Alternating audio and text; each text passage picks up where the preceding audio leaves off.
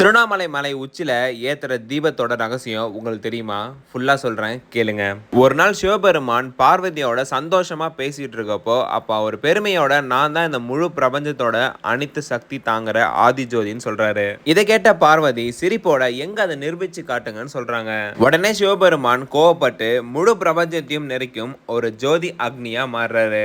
அந்த ஜோதியை பார்த்த உடனே பிரம்மாவும் விஷ்ணுவும் ஆச்சரியப்படுறாங்க. பிரம்மா அன்னப்பறவையா மாறி வானத்துல பறந்து அந்த ஜோதியோட உச்சியை தொட நினைக்கிறாரு. விஷ்ணு பன்றியா மாறி அதோடைய அடியை தேடுறாங்க. ஆனா ஜோதியோட எல்லையை கண்டுபிடிக்கவே முடியல. அப்பதான் அவங்க உணர்றாங்க சிவபெருமான் ஒரு எல்லையற்ற சக்தினோ அவரோட வடிவம் யாராலையும் புரிஞ்சு கொள்ள முடியாதுனோ. இப்ப அந்த மாபெரும் ஜோதி அக்னியே இப்ப திருவண்ணாமலையா மாறி நிக்குது. அதெல்லாம் தான் நம்ம கார்த்திகை தீபமா கொண்டாடிட்டு இருக்கோம். இந்த மாதிரி நிறைய கண்டென்ட்டுக்கு நம்ம பேஜை ஃபாலோ பண்ணிக்கோங்க. நம்ம எல்லாரும் வாழ்க்கையில ஒரு தடவையாவது திருவண்ணாமலை போயிட்டு வந்தோம். நீங்க சிவன் பக்தரா இருந்தீங்கன்னா கமெண்ட்ல ஹார்ட் போட்டு இந்த வீடியோ உங்க ஃப்ரெண்ட்ஸ் அண்ட் ஃபேமிலி ஷேர் பண்ணிடுங்க. தெரியாதுன்னு தெரிஞ்சுக்கிட்டோம். Love you.